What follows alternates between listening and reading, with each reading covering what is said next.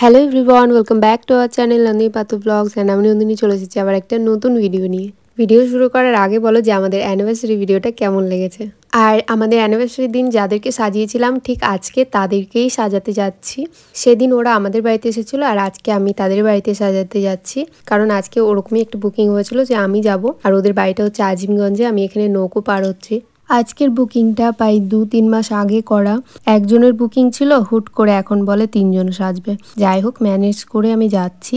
আর instant সময়ে আমি কোনো অ্যাসিস্ট্যান্ট পাইনি, পুরো চাপটাই আমার ওপর, কারণ এত তাড়াতাড়ি অ্যাসিস্ট্যান্ট পাওয়া খুব মুশকিল, কারণ সবারই কাজ থাকে আর বিয়ের ডেটের টাইমে সবারই বুকিং থাকে। যদি আমি আগে থেকে অ্যাসিস্ট্যান্টকে বলে রাখি তাহলে পরে ও কোনো বুকিং নেয় না এবং আমার সাথে কাজে যায়। যেহেতু আগে থেকে বলা হয়নি আর একজনের আমি একাই সামলিয়ে নিতে পারবো, সেই মতে আমি কাউকে আগে থেকে বলেছিলাম না।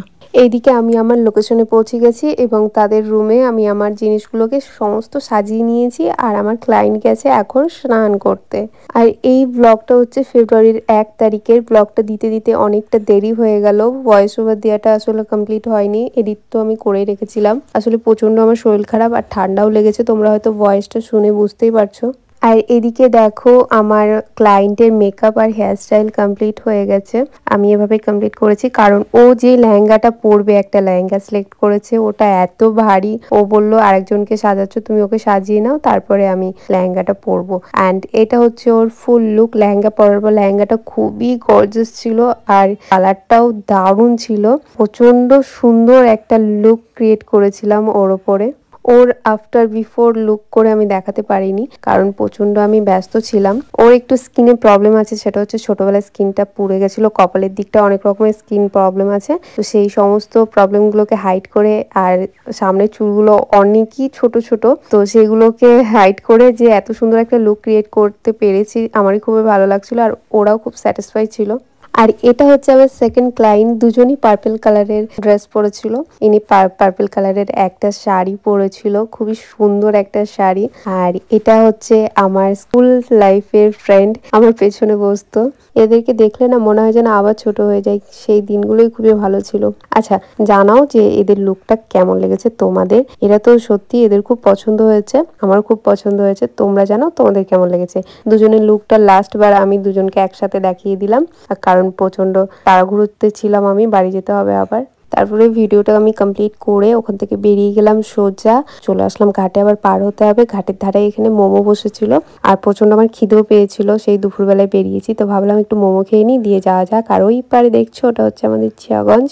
আর আমি আজিমগঞ্জের কখনো মোমো টোমো খাইনি, কারণ আমার কাছে তো জিয়াগঞ্জেরটাই বেস্ট লাগে। আজকে ফার্স্ট টাইম খাবো, দেখি আজকে কেমন হয় সেই ভেবে আমি মোমো নিলাম। আর গরম গরম মোমো একবারে পুরো দারুণ লাগছিল, মুখ পোড়া। কিন্তু জানো লাস্টে জানতে পারি যে এই কটাই মোমো ছিল লাস্ট আমি পেলাম, এরপরে যতগুলো কাস্টমার এসেছে কেউ পায়নি, সবাই ঘুরে ঘুরে গেছে। আমার ভাগ্যেই ছিল লাস্ট, আমি না পেলে সোজা বাড়িই চলে যেতাম আর ওপারে খেতে যেতাম না, কারণ অত সময় ছিল না।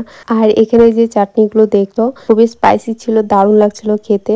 আর এইসব মোমো খাওয়া, এইসব ঠান্ডার ভেতরে এই যাওয়া আসা, এইটাতে আমার ঠান্ডাটা লেগে গেছে আরো।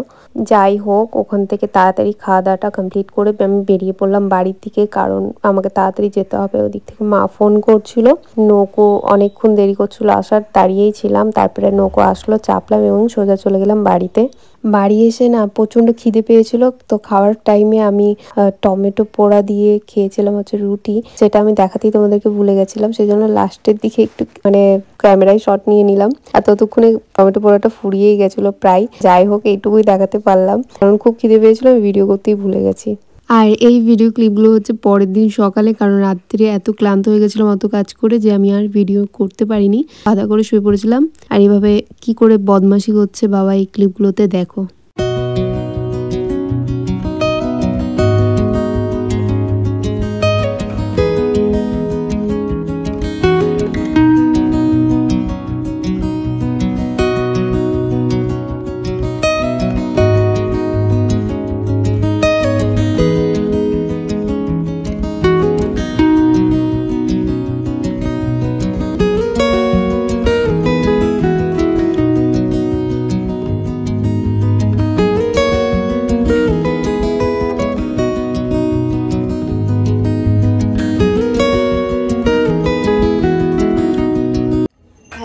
এভরিওয়ান, কালকে ওখান থেকে সাজিয়ে এসে রাত্রে খাওয়া দাওয়া করে শুয়ে পড়লাম আর ভিডিওটা কন্টিনিউ করা হয়নি। আজকে দুপুরবেলা আবার ভিডিওটা অন করেছি। আর এখন আমি একটা জিনিস খাচ্ছি, সেটা হচ্ছে বিরিয়ানি। এটা মা বানালো, চিকেন বিরিয়ানি। আজকের বিরিয়ানিটা দারুণ হয়েছে।